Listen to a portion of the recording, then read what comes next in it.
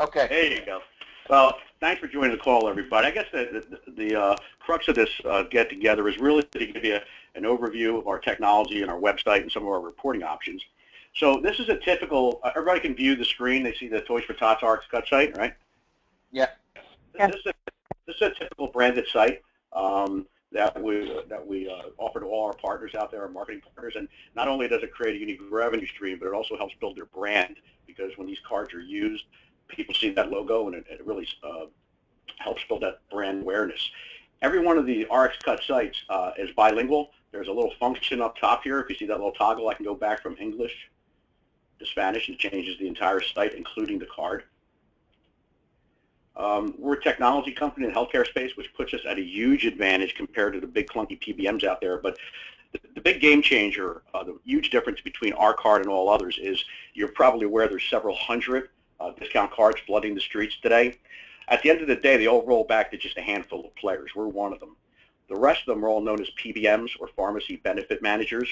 And a PBM's core focus, it really resides in the funded world, working with and for insurance companies administering their prescription plans. And they make a lot of money doing that because they play spread, they hold back rebates because they have their shareholders to satisfy, and they have to hit their numbers. Most importantly, all those other cards that roll back to PBMs are ineffective if you have insurance. They don't want to cannibalize the core business where they're making almost $22 in gross revenue per claim. So they can really only benefit the uninsured. We're actually a very disruptive model to the PBM, known as a PBA, or Pharmacy Benefit Administrator. We don't work on the funded side with RxCut. We only operate the discount card space, and we pretty much dominate it. Most importantly, we don't have a conflict offering even those with prescription benefits are a significantly discounted price. Typically, if someone has a generic copay over $10, you want to check our price, because we'll beat the insurance copay 7 out of 10 times, and when that happens, everybody wins. The member wins. If it's employer-provided insurance, the employer benefits because it reduces claims experience, the very thing that drives their premiums up. And the pharmacy actually benefits in a couple of ways. We're the most pharmacy-friendly card out there. We pay them a higher dispensing, DPM-based models. We don't play the spread, pass-through all rebates. And most importantly, we'll never steal their customers for 90-day mail order programs like the PBMs do on a daily basis. So we got very little pushback at the pharmacy because we're not a PBM, and they hate PBMs as much as we do. If it's actually, once we win, actually we become the third-party administrator of record, and our agent of record earns a commission. We do a revenue share.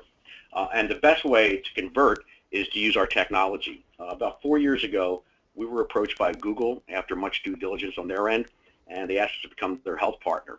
When the Google Health Portal was up, we drove that and ran it, and today they're still an integral part of our mission because we have access to all their maps and tools.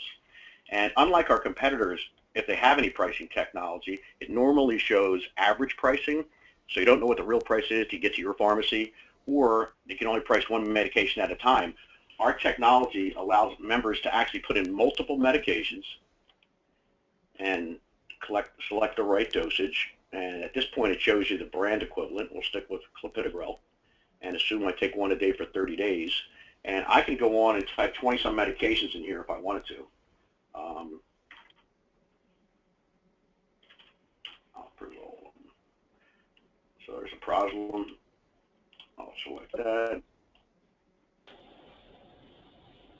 Save that to the list. Now, 2 medications saved. Someone out there, give me a zip code where you live. 11231. Oops, I should type it where it belongs in step 2.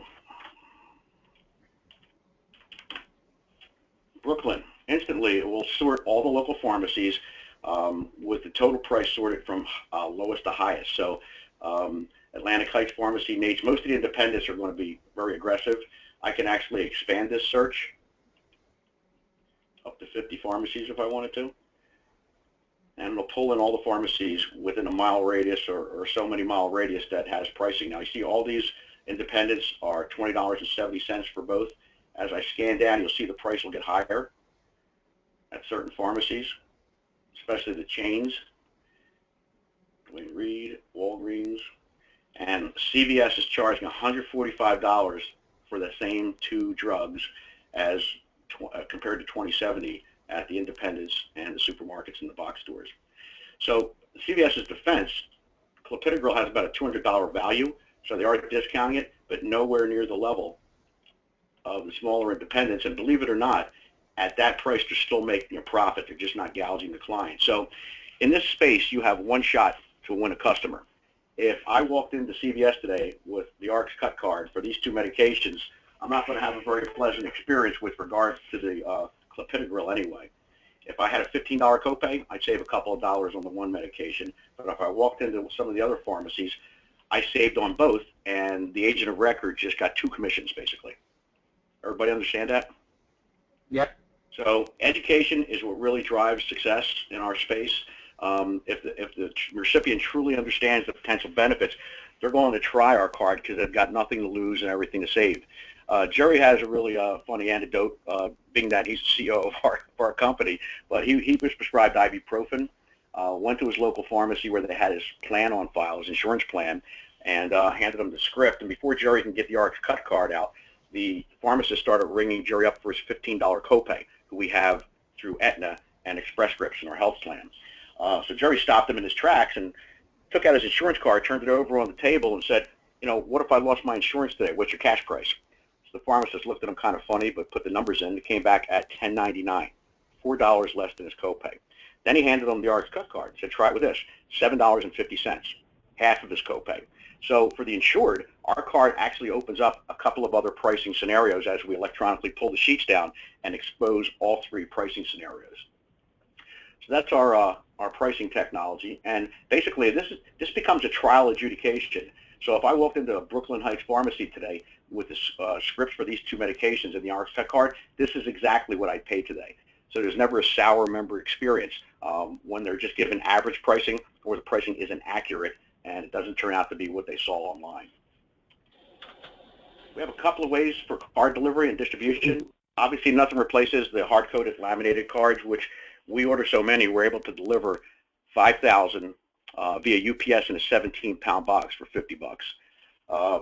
But there's other ways to deliver cards as well. One way, you can print unlimited cards. It would print 4 to a page.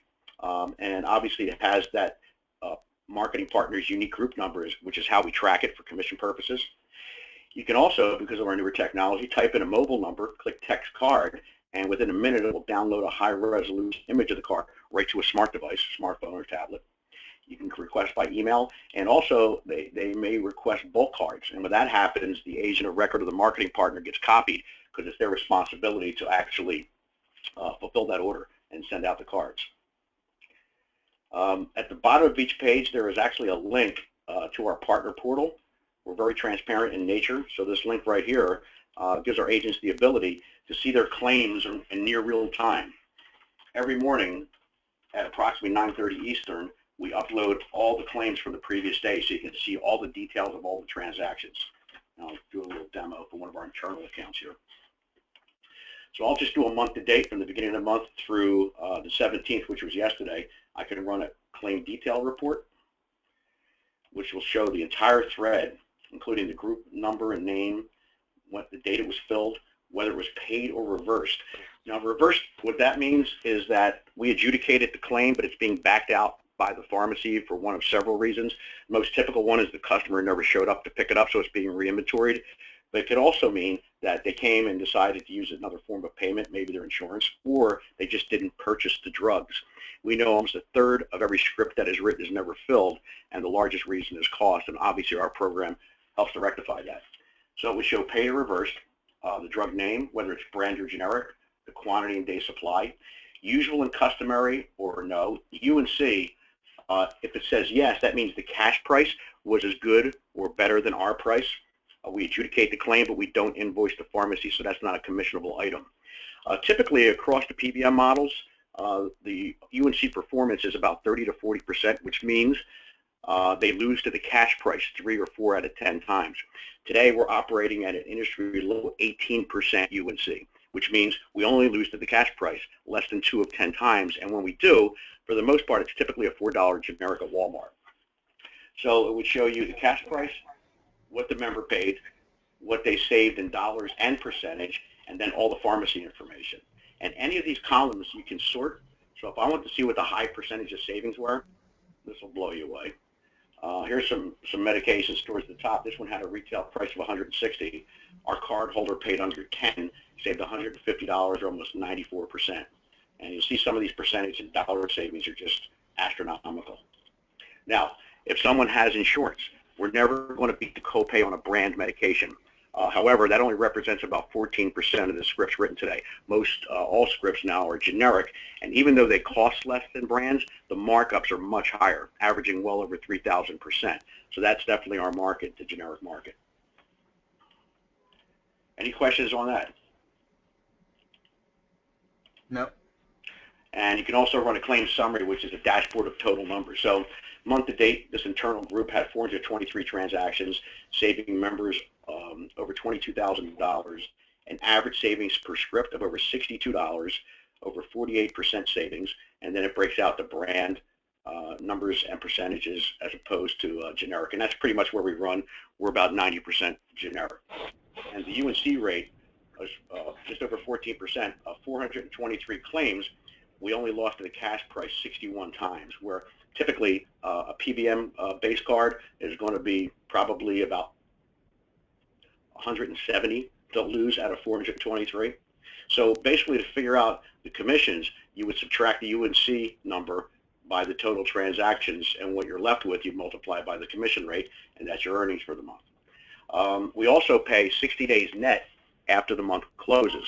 We don't invoice the pharmacy until month end, and it takes them up to 120 days to pay us. So the PBM-based models are going to pay you when they get paid, so you could be waiting months and months for your commission. We pay 60 days net, even the 30 to 40% that are not yet collected and still pending. We get your money sooner than later.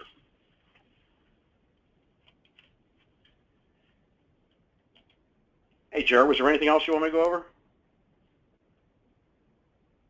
I don't think so. Is there anything else you need to look at, Jared? No, I mean that was pretty complete. Even from somebody that's not good, you know, with technical stuff, it seems quite easy to navigate this whole system. So I mean, I'm good. I mean, if Craig has any questions or Anita, feel free. Yeah, I mean, the question I have, I think Danny said that we're able to give these cards to our customers. So is there no cost associated with providing the card to the consumer? No, the cards are free and frictionless. We don't charge for the cards, other than the printing of the cards, which is, like I said, $50 for 5,000. And it's a numbers play game. MSNBC called us a few years back America's best get-rich-slow business opportunity. It takes time to grow, but the beauty of it is residual. Once we had a customer that uses the card and has a positive experience, like I said, they continue to do so on a go-forward basis, about 1.5 times a month on average, or 18 times a year. So you get paid forever on the work you do today. That's the beauty of residual income. How does the residual work on a per customer basis for us? Every time it gets used, that card, well, first time someone uses it, it typically goes into their profile at the pharmacy, so they typically only have to show it once. So every time they get their medication and we're less, that's another commission for you. Which is? Which is $250 every time it's used.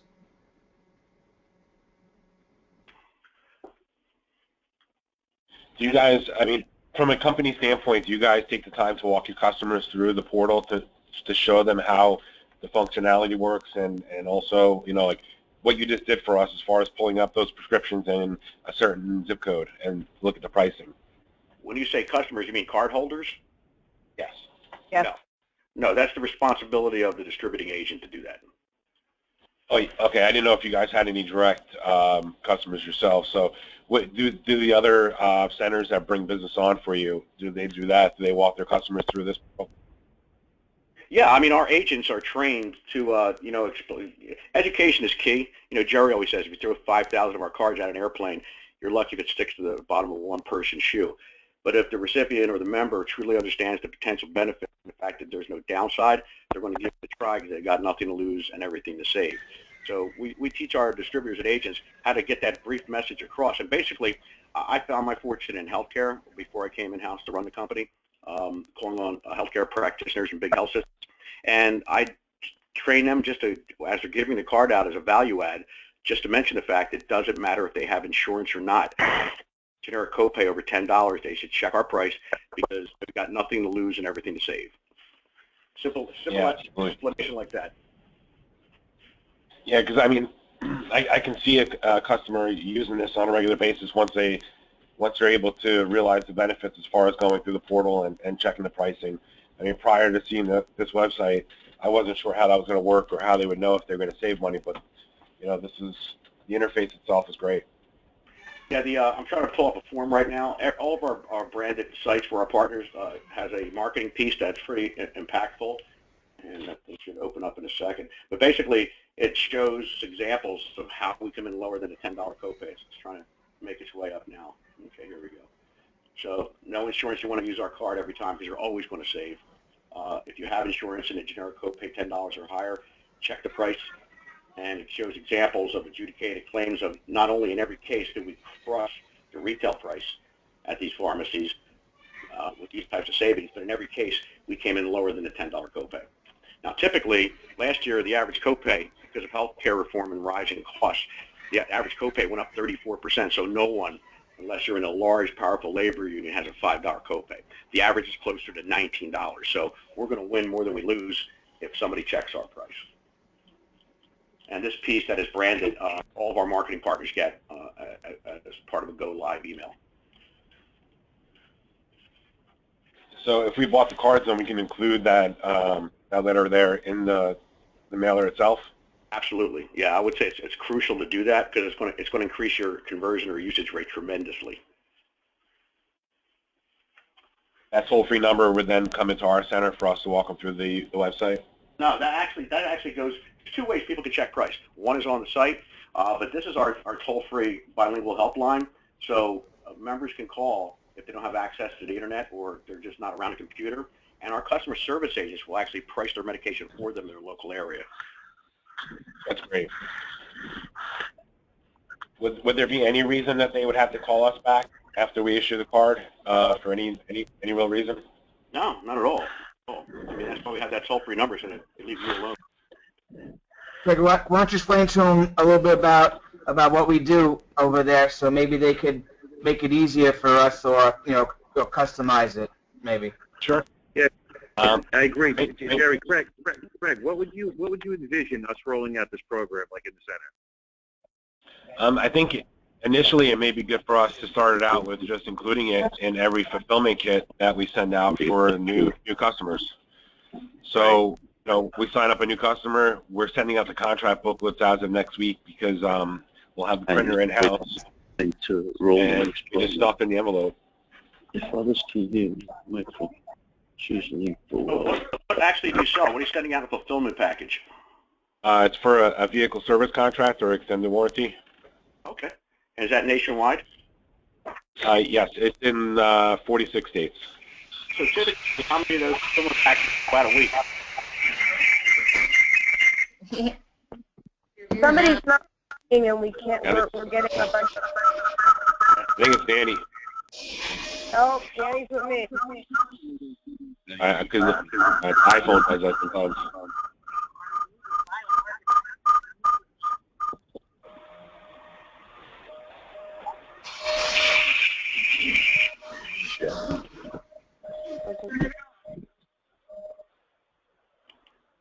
All right, but in addition to putting it in our fulfillment contract booklets, we talk to about 21,000 people a day, sometimes up to 23,000.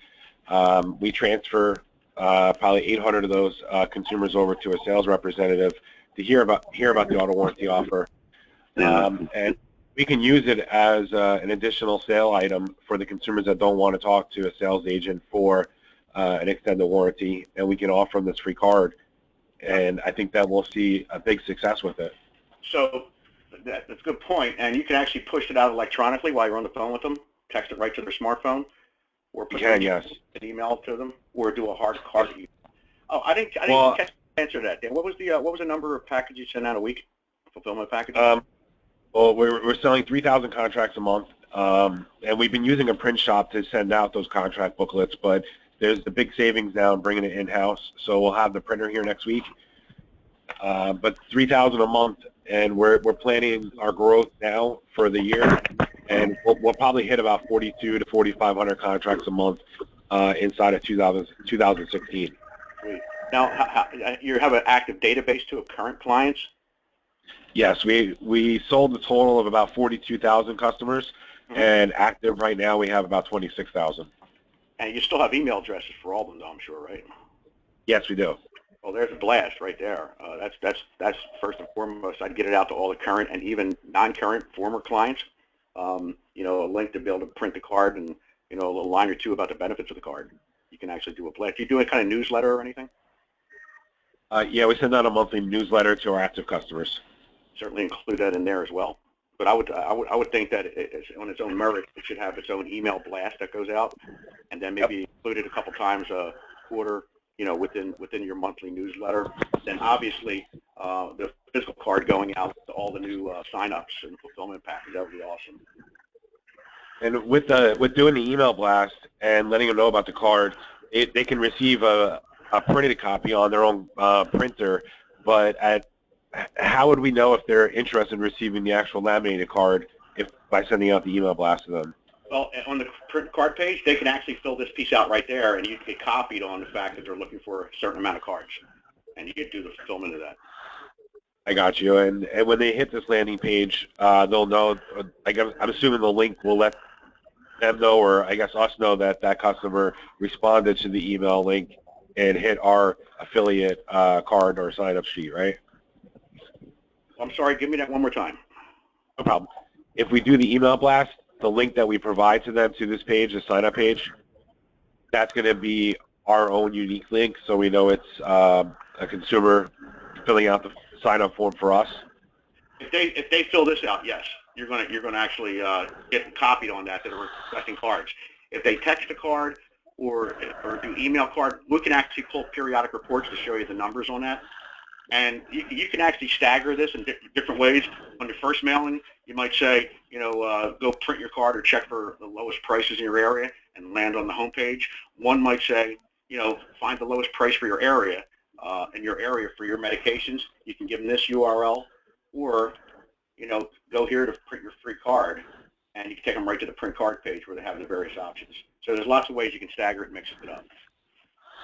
All right, and we also, the people that we're calling to sell the extended warranty to, they're all internet-generated opt-in records, and I mean, we probably get about 20 to 26,000 real-time leads that come in, and then I purchase from third-party vendors an additional 80 to 100,000 records that are anywhere from 15 days old up to 90 days old, so they're still within that opt-in period.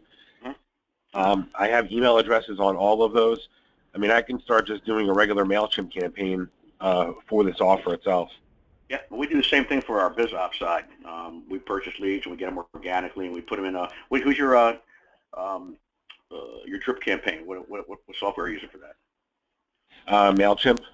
Okay. Yeah, we have Pardot, which is part of Salesforce. It's okay. It's a pretty sophisticated drip campaign that can score and nurture leads. So we have thousands of BizOps seekers that are hitting our sites at various times, and we put them into one of several drip campaigns through this software here.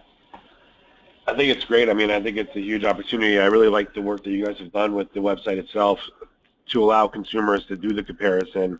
Because you're right. I mean, I receive those cards in the mail all the time, and I've never even spoken to somebody about it. I just get the card in the mail. Right. So this is a much better presentation to the consumer. Yeah, and actually, this site's going to change very soon. I'll show you what our new site. Our CIO is working on it right now. It's a fully mobile optimized site that's going to look and feel and smell like an app. That's going to be able to adapt to a smartphone. And none of this content is relevant right now, nor this picture. It's beta, but when I shrink this, you'll see how it just changes the look and feel to fit to a smartphone. And from a pricing perspective, when somebody uses the pricing tool, it won't be as clunky as the website on a mobile device. It's actually going to auto-populate via GPS the current zip code that the client is in. And, you know, basically it's going to, like I said, it's going to look like an app without having to be downloaded. So we're looking at late January, early February deployment. And the nice part about it is that once we flick the switch, your site will change instantly into this new site. Okay. So do we have an agreement in place? Do we have an agreement in place? Yeah. I haven't seen it. I don't know if Dan has the agreement. Okay. Well, we need to get one out to you. And then if you provide us a high resolution copy of your logo, our graphics department will turn around a card proof for you before we send it go live. Okay.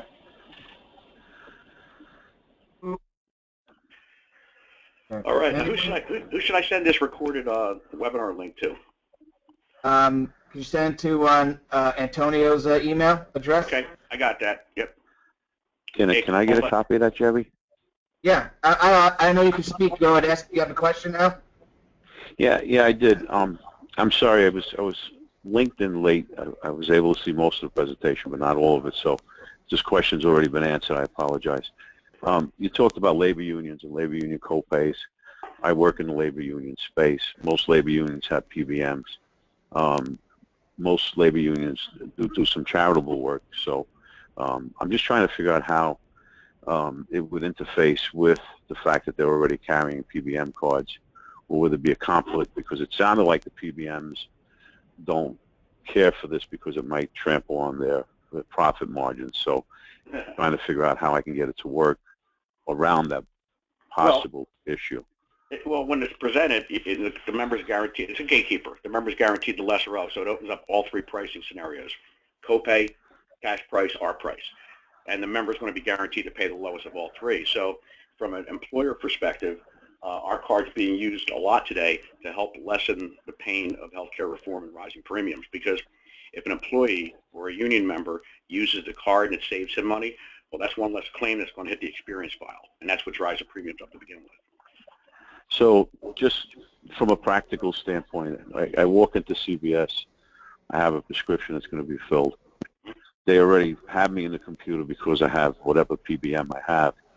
But at the time I go to pay, do I then present the card and then it looks to adjudicate? Because I think the claim's already gone through the switch. So I'm confused as to how it would work. Yeah, unless I'm missing a part of this link. Yeah, if it's already the best way to really explain it is this is instead of, not in addition to. So it's not going to give an additional discount on top of your PBM program.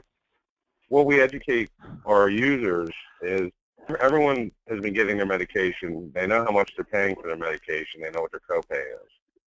So if you know that you're paying $20 every time you go to the pharmacy for your medication, what we're telling everyone to do is just go one time to the website, put all your medications in, and find the cheapest price. And it's probably not going to be at CVS.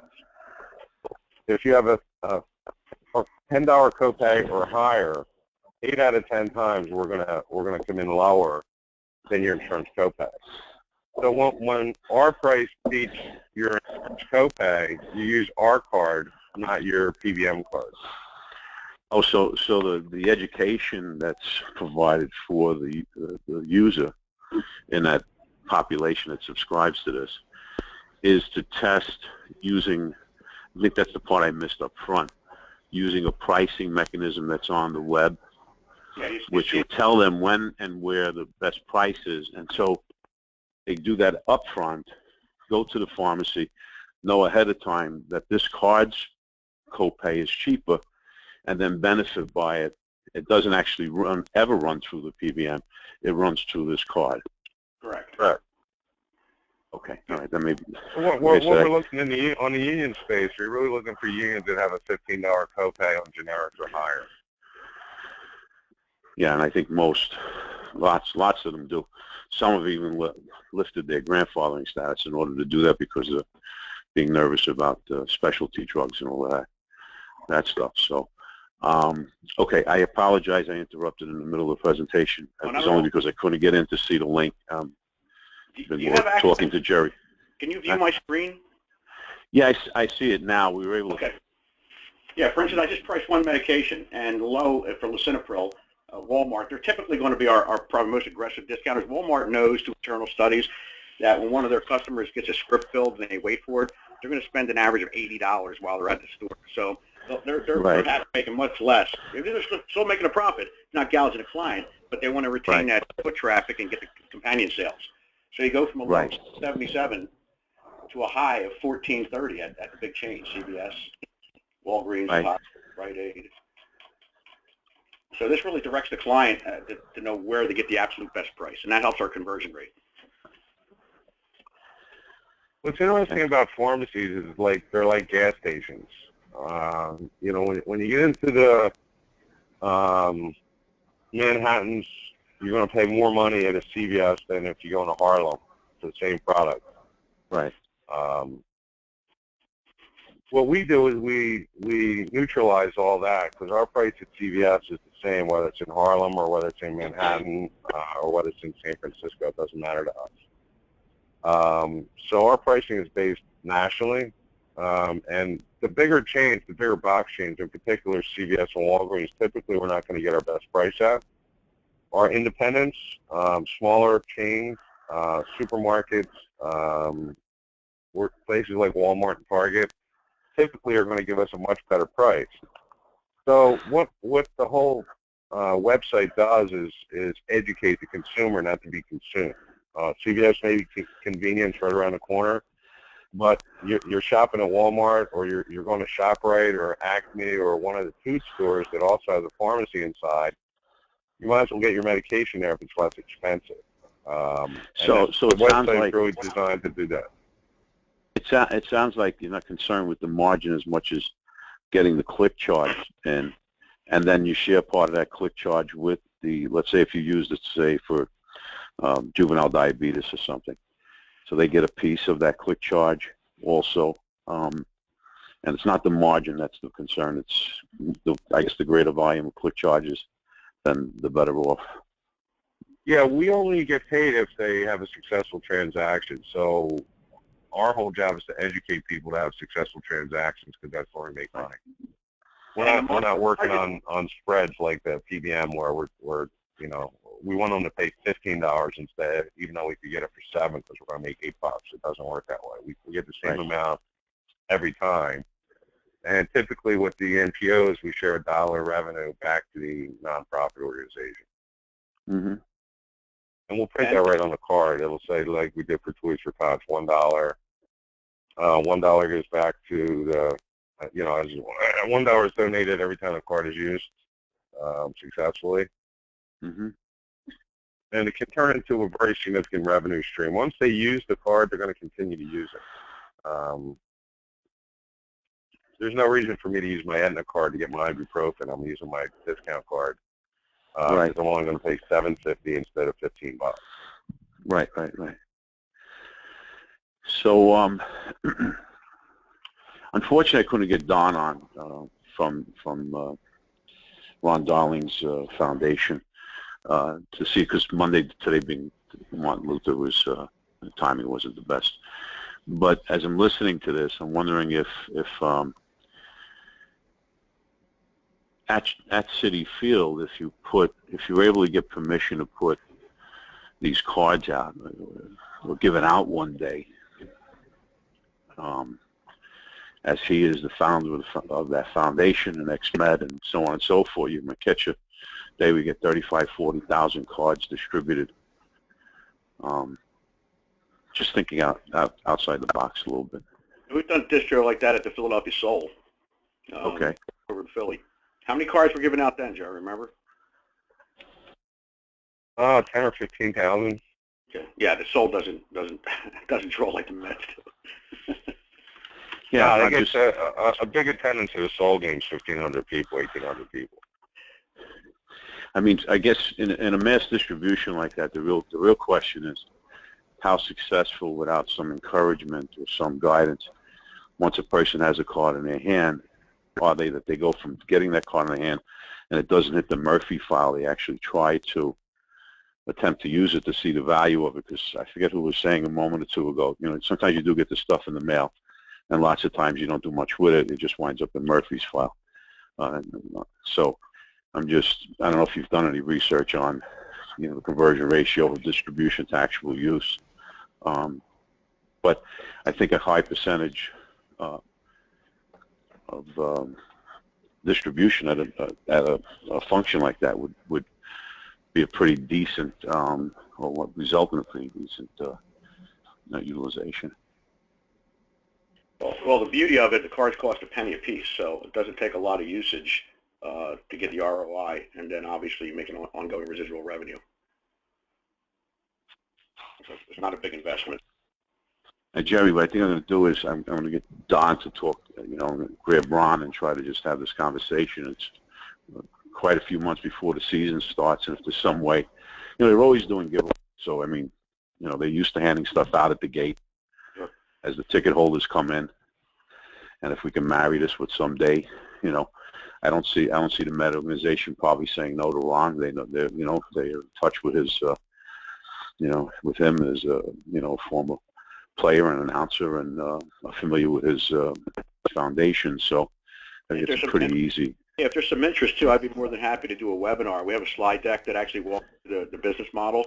I'd be more than happy to present that to people. Yeah, that's what I'm thinking. I want to try to do that sooner or later, because now what happens, I guess we want to try to do this before the first workouts kind of start, and then Ron starts to travel down to Florida for all the preseason stuff.